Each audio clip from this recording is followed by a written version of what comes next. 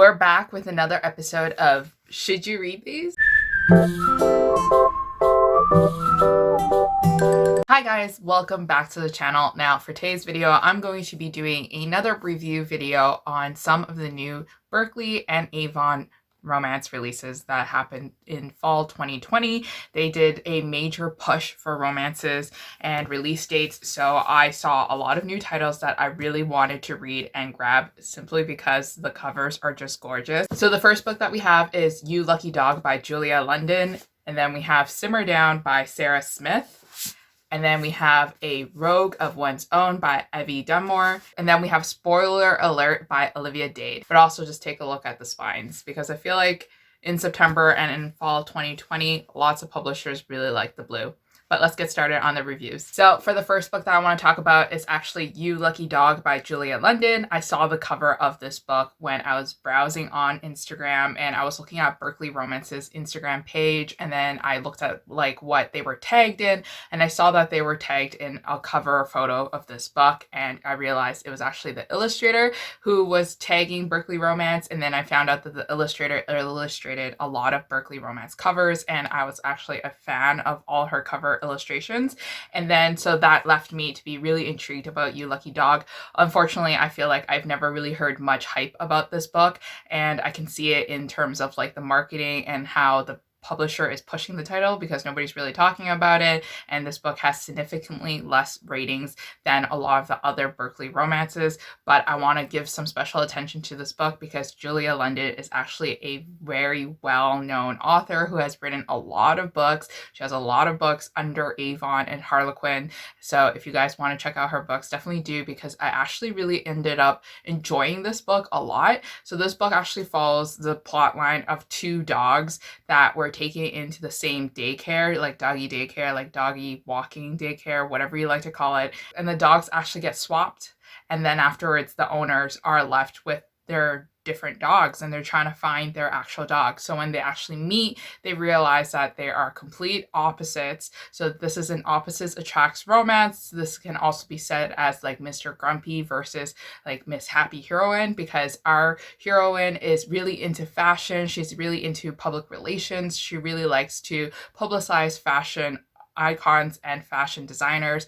And then meanwhile, our hero is more conservative. He's a neuroscientist, so he studies brains, and he's really into studying the mind of a dog too as well, because he has his own family issues that he wants to resolve. His brother actually has Asperger's, so he wants to further along the studies of the brain in hopes of developing kind of like a better understanding of the syndrome and just a better understanding of his brother as well. And then our female heroine has her own problems dealing with the fact that she is nearly broke, and she is trying to make a name for herself and try to actually be someone in front of her parents' eyes and also in her eyes. So this is kind of like two people who are fighting for two different goals, but meeting up with each other and then realizing that they have a lot of chemistry and that they have a lot of things in common. So I really enjoyed this book, but this book does have like a very weird / odd plot twist that I feel like I have to warn people about, because I am recommending this book to you. I gave it a 4 out of 5 stars,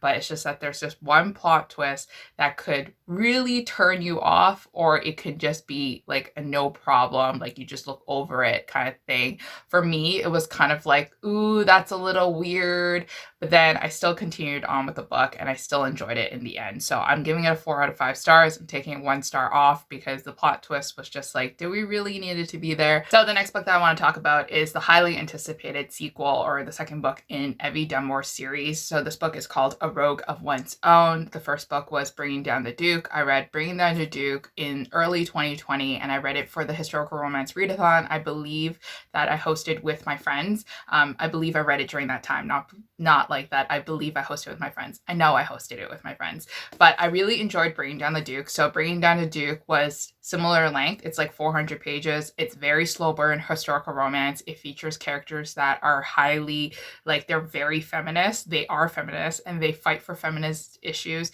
They fight for voting. They fight for rights of women back in the time, and they fight for respect, basically, because like males tend to kind of look at females as like inferior types, like they are not worthy of a say in the government that policies them. So this is a continuation from a different character. So everybody's actually going to get a book in the series. There's actually 4 books, so that's pretty exciting. So this one, I have a lot of things to say about this one. So this one is about a girl who is fighting for control of this publishing house, but then she realizes that her childhood enemy slash crush owns majority of the shares of like the publishing house or something, and then basically he has like a dominance over her, and she is livid about it because she wants control of her life, control of her business. And our main heroine is actually very independent. She does not want to get married because she knows that once she gets married, she will give up a part of herself in terms of like the government's eyes, as well as like being seen as property, as well as basically giving up her dreams of fighting for women's rights, is what she feels like, because she's going to divert her attention away from her fight towards her husband and towards her family. So she really tries to stay away from anything that can result in a relationship and with emotions. And then our hero is actually on a deadline where he is being forced to marry someone so that he can produce an heir, and he has really no time to entertain our heroine, but he just can't stop himself because he's always been attracted to our heroine ever since they were children. He's just kind of in the way of our heroine's like duties and goals. So this is kind of their relationship, and then they kind of have this like friends with benefits kind of like relationship too as well, because he offers that, you know, if you spend time with me in the bedroom, then I will like consider helping you with your projects and also giving up my shares and things like that of the company. So with all that being said, this book is 400 pages, but it definitely felt a lot longer. So I listened to the audiobook of this, and the audiobook is 16 hours, and oh boy, it was very long. I would have to say that like the first 50% of this book is very dry. It's very slow, and it's definitely very slow burn. For the first 50%, you're not really going to see our heroine and hero really interact with each other that much, but when they do, it's sizzling and hot, obviously, because it's a romance and you want to see them together.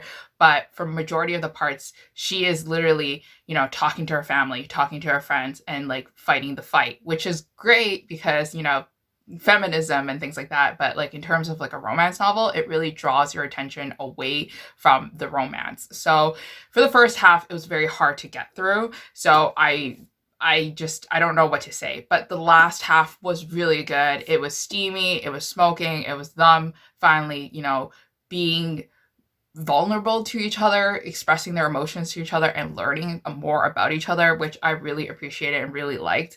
So much that it actually bumped up my rating to a 4 out of 5 stars. So there's this tweet that I saw on book Twitter where it was somebody kind of going like, you know, you guys are not really selling me on this whole, if you just push through like halfway through the book, you're going to really enjoy it, because it means that I have to suffer halfway through the book in order to enjoy it. And that makes no sense. And I feel like that's like the case with this book, because like the first half establishes her goals and her dreams, but it really took away from the romance. So I don't know what to say. So lots of people I know really enjoyed this book. And I also know some, like Jessica from Peace Love Books XO, DNF this book because it was just too slow. So walk into this book knowing that it's going to be slow. So the next book that I want to talk about is actually, spoiler alert, by Olivia Dade. And now Olivia Dade, I believe, is an indie published author, and this is her first book that she is traditionally publishing, and it's with Avon Books. So that's really impressive. I've seen Olivia's books on Amazon, but I haven't read any of them yet. But I know that she writes like body positivity heroine characters. They're usually a bit curvier, and they usually love their bodies, or at least they try to learn to accept their bodies, and then they have like heroes that they fall in love with, which sounds like a great romance and great representation in traditional publishing books. So spoiler alert is basically an ode to all the people who really like fan fiction and who really like to write fan fiction. So a little bit, you know, a little bit more about myself is that before I joined booktube and before I really like immerse myself in the booktube community and also the book community, I was really into fandoms, and I was actually in the Marvel fandom, and I wrote fan fiction like a lot of people. And if I read this book during that time, I think I would really appreciate it for what it was saying and like the messaging that it comes across for fandoms. But then afterwards, now that I'm kind of like out of the fandom of Marvel fandom and writing fan fiction and like not reading fan fiction anymore, this book was less enjoyable for me. So if you guys are a fan of fan fiction, you guys will love this book. But if you guys are new to fan fiction and you guys are not a fan of fan fiction, definitely try to maybe skip this book. So this book is about a girl who is a really big fan of this show that has been described to seem like it is Game of Thrones. It's very violent and there's a lot of characters and there's a lot of drama. And our main heroine is actually a cosplayer, but she's also a very popular fan fiction writer as well. So when one day she uploads a picture of herself in a costume, lots of people made fun of her. And then our hero, who is the actor on the TV show, actually comments and asks her out on a date in front of everyone on the internet. So then this kind of like all blows up. So you can see like the vulnerabilities that both characters have. Like our hero is a lot deeper than his hunky looks, his physique, like his beautiful, abs and physique. He is much deeper than that. He has more issues that he's dealing with in concerns of his parents and also in concerns of his acting, because he's very self-conscious of his acting and he's not sure if he's being portrayed in the right light at most times. And then our heroine is kind of like a little bit scared because she doesn't want to date a Hollywood type actor because she has prejudice against them, thinking that, all they care about is looks. So they don't really mean it when they think that she's attractive. So overall, this book was great for body positivity. For fandoms, it was great too, because there's a lot of like passages of fan fiction, of conversations, of text messages and things like that in this book. And it's just so packed to the point that you kind of get confused and lost with like the main plot line of the story when you are listening to the audiobook, because I did listen to the audiobook of this, and it also drew my attention away from the main characters. And also, to be honest, like I didn't really connect with the story because it was just so much fan fiction that I honestly don't care anymore, because I don't care about fan fiction. But with that being said, if you do like fanfiction, you'll really enjoy this one. I gave this one 3 out of 5 stars because it was just an average read for me. So the last book that I want to talk about in this video is Simmer Down by Sarah Smith. So Sarah Smith was actually a debut author last year. So she wrote the book Faker. And if you guys, I don't know if I ever talked about Faker on this channel. If I did, it was probably not good things. I really didn't like Faker because the book kind of just went into all different directions. Problems were resolved on the same page just through just like a very simple conversation when it should have lasted a little bit longer, like a deeper conversation at least.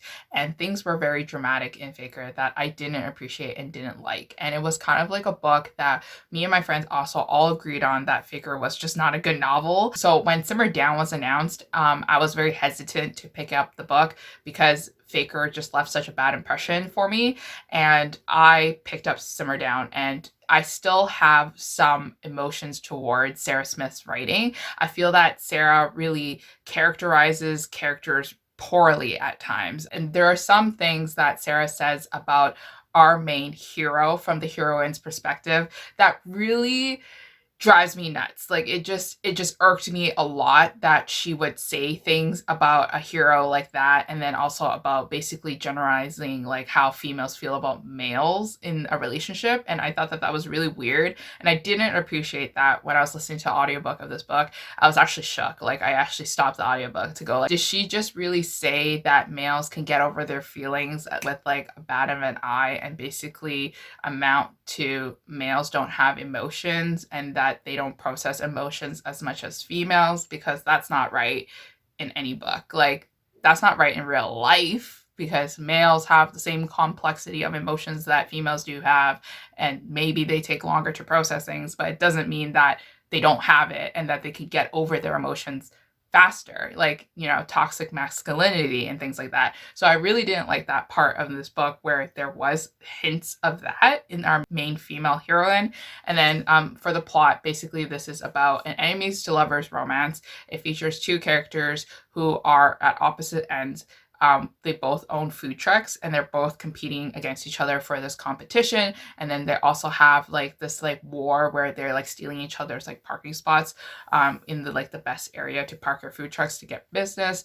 Our main female heroine is Filipino. She is trying to help her mother, who is running the food truck, and she wants to protect her mother as best as she could because her father has actually passed away from overworking. So our main heroine is very nervous that her mother will like pass away because of overworking or because of stress. So she really like is worried because her mom is the only family she has.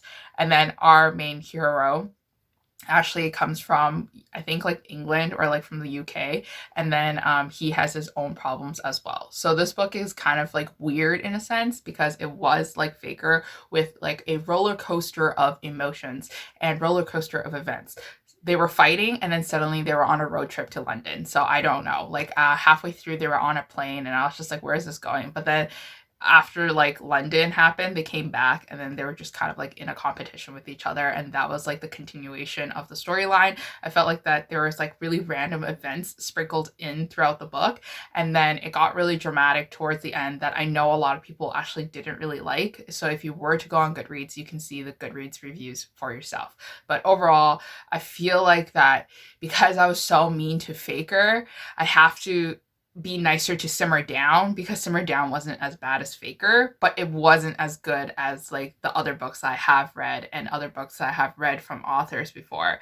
So in all fairness, I think I'm just going to give this an average 3 out of 5 star rating with a very like big warning for dramatic events and poor characterization and sometimes poor writing. So that is it for my short wrap-up review for 4 books, and hopefully it helped you in serving the purpose of whether you should read it or not, and whether you should put it on your TBR or purchase a copy or borrow a copy from your library. But hopefully you guys enjoyed this video. Let me know in the comments down below what you feel about these books if you have read them already, and I'll see you guys again next time.